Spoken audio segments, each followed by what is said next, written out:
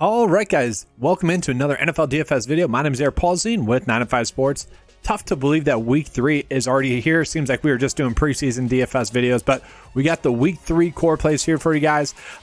Before we get into that, just make sure to give a like and subscribe. That helps out the channel a lot, which helps me be able to help you guys out. So without further ado, let's get into the core plays for this week. Before we get into the video for today, I just want to give a quick thanks to our sponsor, Sports Battle App. Sports Battle App is a daily fantasy sports prop-based app.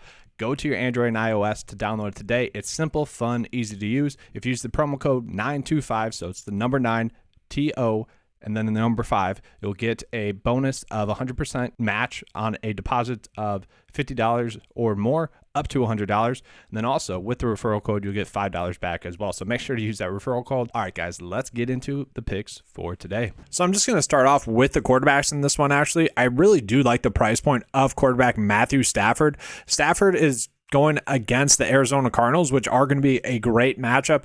Now, Derek Carr only put up 18 DK points last week, but we did see Matthew Stafford absolutely go off against them.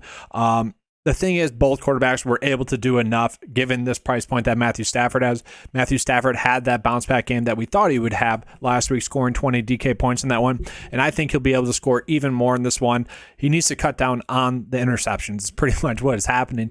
You take those away and it's a much better day, but still, given the price point of 6.5 in this matchup, a matchup that should be higher scoring, like eventually the Cardinals are going to figure it out, kind of like they did a little bit at the end of the game.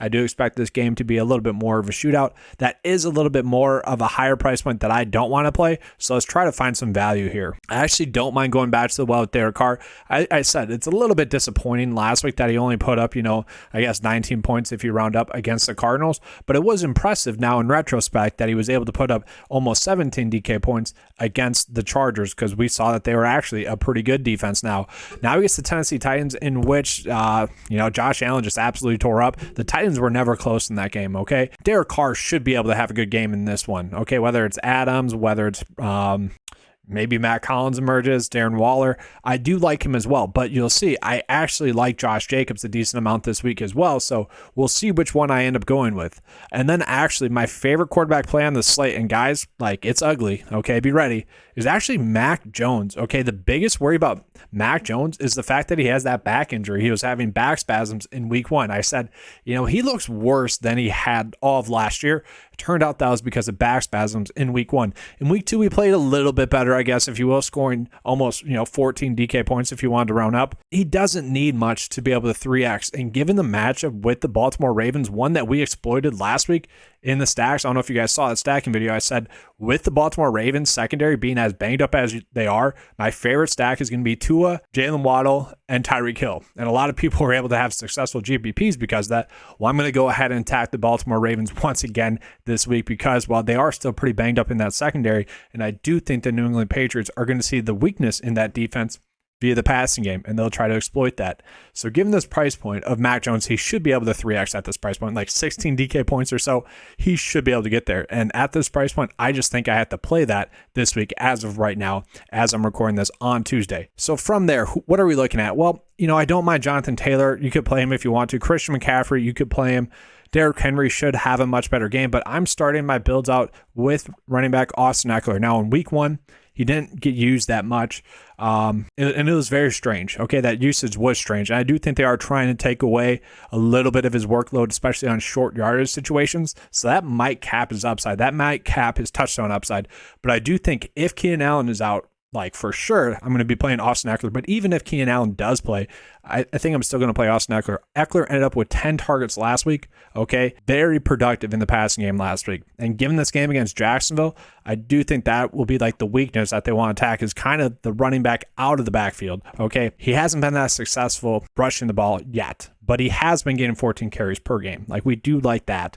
The opportunities have been there for him. They should continue to be there for him. I think this is a great matchup, and he's like the highest priced running back play that I want to pay up for, that I feel comfortable paying up for. Although, like, there's not one just yet that I love. Okay, I will be coming out with like the cash plays video, which is kind of the same thing as the core plays video, on Friday or Saturday morning. Check for that, because I might have some slight updates here. We'll see. But for now, this is what I'm looking at.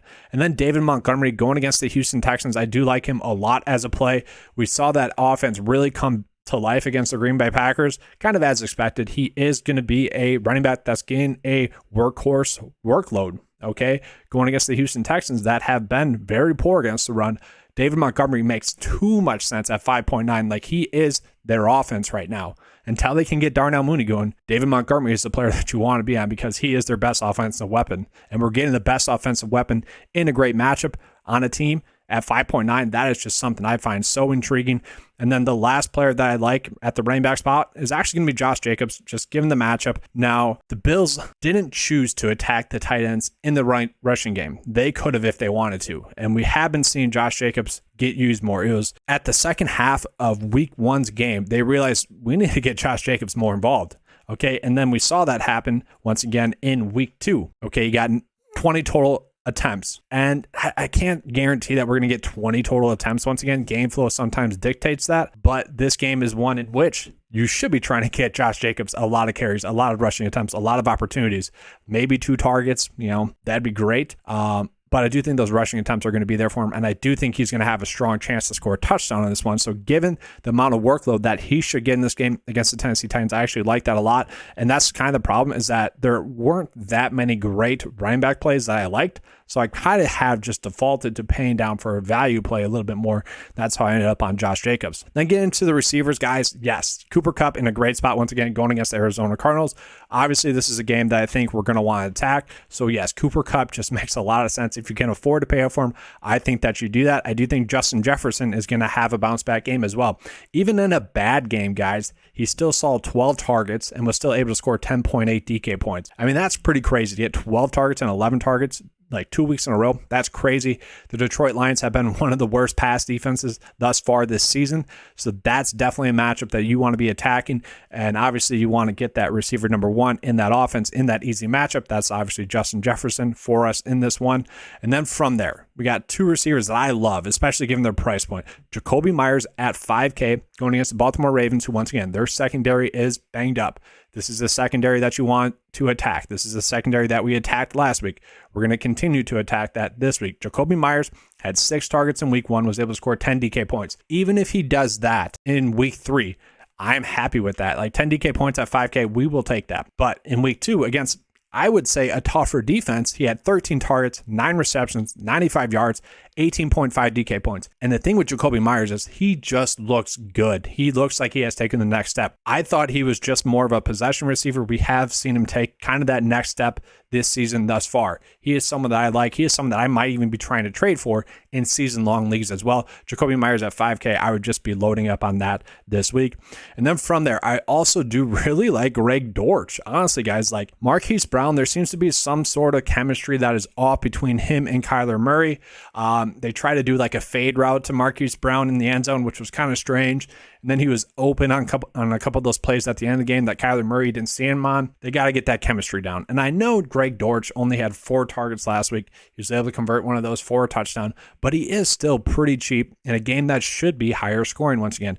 This is predicated on if Rondale Moore sits out, because if Rondale Moore does play, then Greg Dortch kind of might become an afterthought. We'll have to wait and see on that. But I do still think at 4.3, Greg Dortch is a pretty cheap price point for someone that when he is targeted, they should be easy targets and he should be able to convert that into about 10 DK points or so. I do think he's going to be a strong play once again this week. We'll have to wait and see on the value side of it. And then tight end, guys, I could see a path where you actually end up playing 2 tight ends if you want to go that route, because we have some quality tight end plays on this slate. Like Tyler Higbee was a tight end play that I really loved last week. I was kind of interested to see what his usage would be in week 2 as a player that I really wanted to target. He ended up with 9 targets and scoring 14.1 DK points, really helping out a lot of my builds last week that had Trey Lance. He ended up getting injured, obviously. It was nice to have Tyler Higbee as kind of a security blanket, scoring 14.1 DK points and kind of being a big boost on the field, at that price point. He's still not priced up that much for a tight end that has gotten a ton of snaps. Like he's getting a majority of snaps, again, like 80% of the tight end snaps for that team, and getting 9 and 11 targets. That is a ton. And averaging 11.5 DK points, like at this price point, that is simply too cheap, especially in a matchup that should be an easier matchup. Like I am still going to continue to chase that. It's a great price point and it's a great matchup. After that, I still don't mind Tyler Conklin. I don't think he's priced up enough for it. It's kind of the same thing as Tyler Higbee, like he's just playing so much and he's getting targeted so much. Second in targets the past 2 games for the Titans. 9 targets last week, was able to convert that into 10 DK points. In week 1, 7 targets, able to convert that into 11.6. And just real quick, shout out to Tyler Conklin and shout out to Christian Kirk for making me look good thus far this season. Those guys have really helped my back because those were probably two of the 2 players I was in on the most. So thank you guys for coming through. I appreciate that. I'm just funny. And then the last one here, Irv Smith at 3.1. Okay. In week 1, they were kind of working him back into the offense. And then in week 2, we saw them kind of be forced into playing him a little bit more. The Detroit Lions Minnesota Vikings game could be a little bit more of a sneaky shootout game. Thus, they might have to play Irv Smith a little bit more. And the thing with Irv Smith is he did look good on the field. He did. He was impressive. 8 targets, 5 receptions, 36 yards, and a touchdown. I don't really care about the touchdown so much.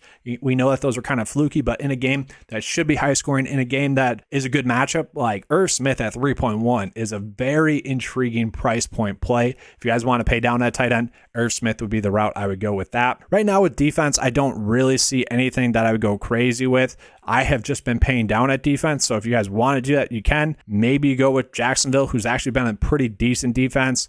You could go that route. Maybe Detroit is a decent defensive play. Kind of just a wait and see approach right now. Maybe the Jets. Like I always like to pay down at defense.